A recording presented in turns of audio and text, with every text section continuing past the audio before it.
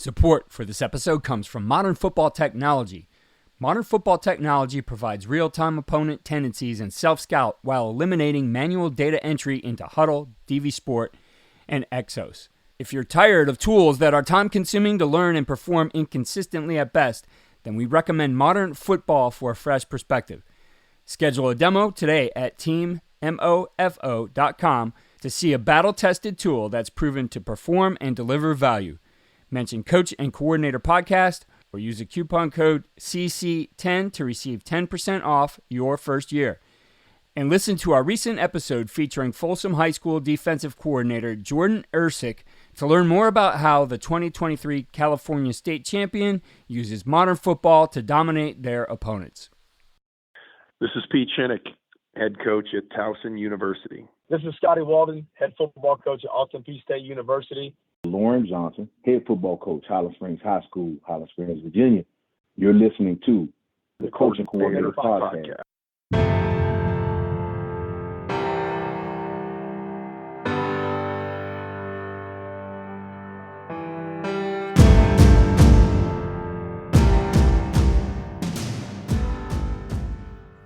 Just like you install your offense and go back and refresh it, we install our culture and then we go back and refresh it. And so from an offense, defense, special teams standpoint, as well as a culture, we never stop installing it and we never stop talking about it. And so it's a constant reminder of who we are, how we do things, and what the standard is. On today's episode, we put the focus on things we can do as coaches to ensure a positive start to the season, especially in terms of staying aligned with the culture which we've worked on all year long and through camp.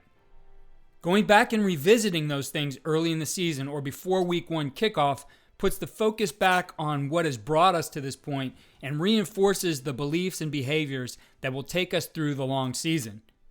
It's also an opportunity to build football IQ through dress rehearsals and to get the pulse of the team through establishing open lines of communication so that when issues arise, there's a trust to work together to solve problems. Doing these things puts your team on solid footing as the adversity that hits every team in some way is about to hit, as it always does when the ball is kicked off. What you see on tape is a direct reflection of what you teach and how you teach. Video is important, but if you don't teach well, you're not going to like what you see on your video. First Down Playbook has been helping coaches teach better for 13 years. It allows you to present installs, playbooks, and practice cards in half the time with NFL quality. Coaching tools like video pairing, a player app, practice schedules, and wristband sheets have made First Down Playbook a program management system with everything in one place. If you're in a position of leadership with your football program, receive a free 1-week look at First Down Playbook. Call them at 512-814-6158 or visit them on their website or social media. Mention Coach and Coordinator Podcast or use the coupon code COACH24 to receive a $100 discount off the normal $700 First Down Playbook team membership price. Links and the phone number are in the show notes.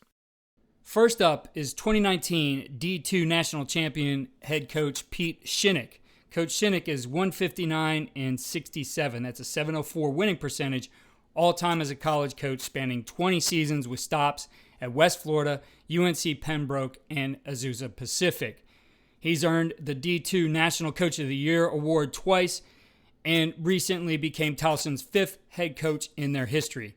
He talks about the beginning of a season being a time to review their culture with the team, just like they do at the beginning of any phase of the year. It anchors the team in the culture they need to accomplish what they set out to do. We stick to our standard. This is who we are. This is what we're going to do. This is how we're going to do it. And then we spend a lot of time just re-emphasizing what that is. And so, just like you install your offense and go back and refresh it, we install our culture and then we go back and refresh it. And so from an offense, defense, special teams standpoint, as well as a culture, we never stop installing it and we never stop talking about it. And so it's a constant reminder of who we are, how we do things, and what the standard is. So we're going to make sure our guys grasp it. We're going to make sure our guys understand the why behind it. And then we're going to give them the opportunity to flourish in that. And so it's been a good process so far in what we're doing and how we're doing it. When you're doing something like that, especially being a new program, I'm sure new guys on your staff, how much of that has to be really coached to your coaches in doing it the first time? Yeah, we spend a lot of time in the off season, a lot of time in the summer, a lot of time in spring, just who we are, how we do things, and how we handle situations. And been blessed to be a head coach for a long enough time to be able to go through a lot of scenarios as to what this can look like and how we can do it. So, seen a few things, been around a few things, and so just talk again, I think, to the why of what's taken place. And this is how we're going to approach it, but here's the why behind why we're doing what we're doing. As coaches, we know that some of the biggest hurdles to our team's success can come from off the field. Your team needs support to tackle the endless list of expenses, uniforms, training equipment, travel, and more. But raising that money can feel like a full-time job. Thankfully, there's Vertical Raise. Vertical Raise is the premier online fundraising platform using innovative technology to create the easiest and most efficient system available. Raise more money in less time with a local fundraising coach who works with your team every step of the way to customize the ideal fundraiser. With options for online donations, digital discount cards, premium product sales, and even spirit shops, Vertical Raise has top-of-the-line solutions for every fundraising style. To find out more, visit verticalraise.com and we'll get you connected with an exclusive offer on your first fundraiser. Next up is head coach at Austin Peay, Scotty Walden. Coach Walden also believes in revisiting all the cultural beliefs and behaviors before they kick it off for the first time. Also, he explains the dress rehearsal they create so that everyone in their program, coaches, players, and support staff, know exactly what they should do and where they should be on game day. It also builds some football IQ. Yeah, I would say going back and revisiting the goals and the standards that you established during fall camp, we revisit those. And so we'll have a team meeting where, we talk about kind of revisit all 5 phases of our program, which span all the way from winter conditioning to boot camp to spring ball to the summer.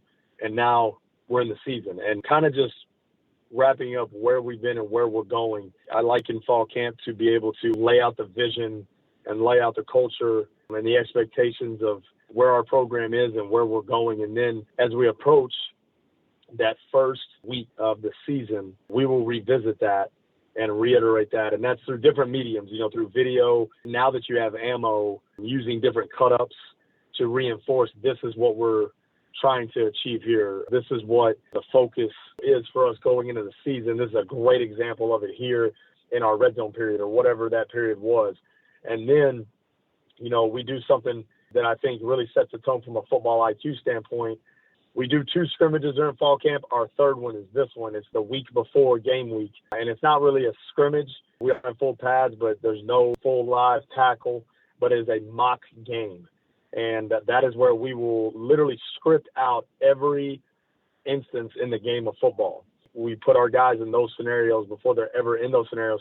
We do it all the way from the pregame meal, everything. Like we will kick that day off. So whatever time our first game is, we will go through what we would normally do at the hotel, and we will go through that whole experience. And then the kickoff for that mock game is exactly what time the kickoff is going to be a week from that day. And we will go through every scenario, red zone, third downs, taking a safety. An instance will come up where we have to take a safety, sudden change moments, their punt return, muffing a punt, penalties. Everything is scripted. That's kind of the unique thing about it. It's almost like plays out like a movie almost, but it takes our players through every scenario. Now, they don't know when it's coming, and I think it just really sets the tone and gets those guys alerted to all the scenarios they're going to face throughout the game of football and that they could potentially face week 1. So that's a big thing we do from a football IQ standpoint. Now, with that, are you also repping things like the halftime and how that's going to work, both on the road, whatever it might be? Are you also working sideline adjustments and where guys go to after they come off the field, all the other things that come up for the first time in week 1? That's exactly right, Keith. We won't actually go in for halftime, but we will, during the halftime moment, I will talk to the team and tell them, hey, this is what we would do, how that procedure would go. And then on the sideline, yes, this is where you sit from game 1 to game whenever. This is where the O-line goes. This is where the offense goes. The defense goes. Here's the bunker for defense, for special teams. And then we obviously get time now to bring the offense over, the defense over, and make adjustments. I know that we're not playing anybody, but we, get on the whiteboard and show them some adjustments we'll make, things like that. And then you're also repping what you're anticipating running against that first opponent. So you're stealing reps at the early stages of the game plan for that opponent as well. With that, usually your support staff's always with you at practice anyway, so they get some reps at it too. But I see this as something highly beneficial at the high school level, where most high schools, you might get a half where you could practice it, but you don't get that full game day, here's how we do things. And with that, especially your support staff who maybe hasn't done that before with you or hasn't done with this group of guys, as far as like, you're injured, here's where you're going, here's the procedure, here's how we're going to communicate between the coaches. I mean, it's an opportunity really to work out all these things so you don't have chaos on under the lights week one. Exactly. And I always tell our guys, I always tell the GAs, QCs before we do this, this is the GA Quality Control Super Bowl. You have to be, and support staff Super Bowl, because you have to be the most organized with it, because we're literally dividing our team into two teams. So we will put the other team on the opposite sideline in a jersey. If we have the color that matches what they would wear, we would do that. Budget constraints, stuff like that, we don't have that luxury, but we will put them in a jersey different than the jersey that's going to be what we're wearing on our sideline. And so all of our full-time coaches are on our sideline working that, and our Gs and QCs and our support staff are the other team's coaching staff. And so they're literally on the sideline on their own organizing. And it's also, selfishly for me, it's also a great evaluation as a head coach to, okay, who can control a sideline as a young coach, and who can control a position group as a young coach, who can lead a group of college football players as a young coach. And that always is something I'm evaluating as you look to promote from within in your program. And so invaluable, it's chaos. It is very stressful mentally more than it is probably physically, especially, for the support staff and the QCs, GAs, but it is something that is very conducive to the game, and it leads to elite preparation for us. We finish up with five-time state champion head coach from Highland Springs High School in Virginia, Lauren Johnson. Coach Johnson explains the importance of sitting down with the leaders of the team to have open discussion outside of the football setting, and how they also then bring the whole team together to discuss how they need to do things and communicate throughout the season. Strong communication is at the core of a strong culture and team, so it's worth the time to do this before the rhythm of the season hits. My top tip, Keith, is simply just getting together with the guys that are considered to be leaders. They may not necessarily be leaders.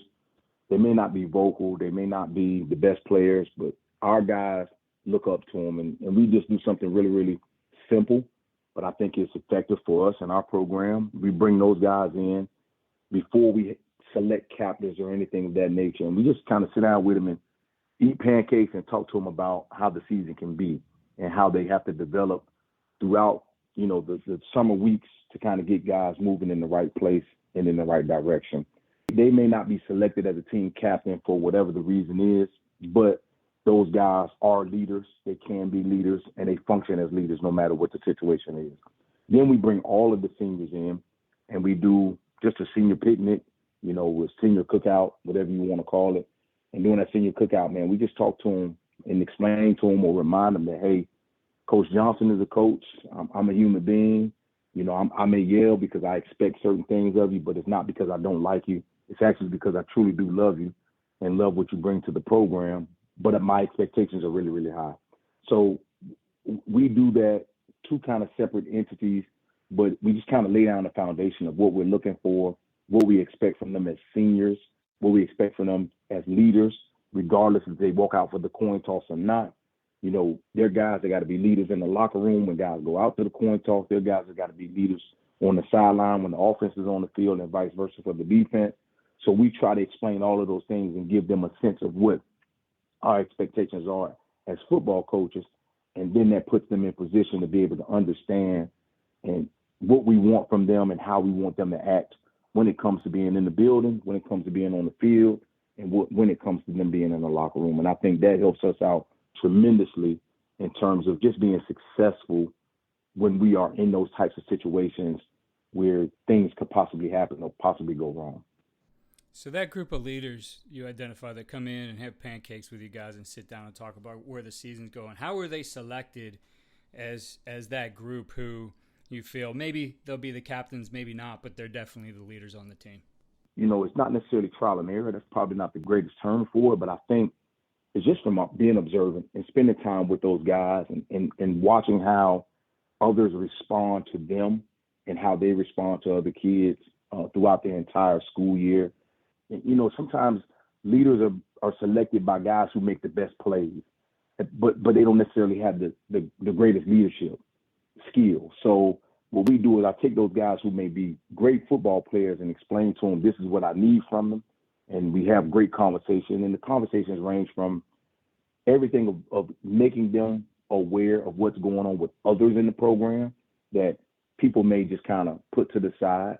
We kind of put them in a position to kind of share things that are going on in their personal lives, the 4 or 5 guys that may be sitting around, and just kind of how people don't pay attention to how that's going and how it could affect the team. You know, their grades, their recruiting process, guys being offered, guys not being offered. Try to talk about the issues that come up with high school athletics right now, and then try to eliminate those things or bring some understanding so they can kind of disseminate that information to the masses, and then we kind of move from there.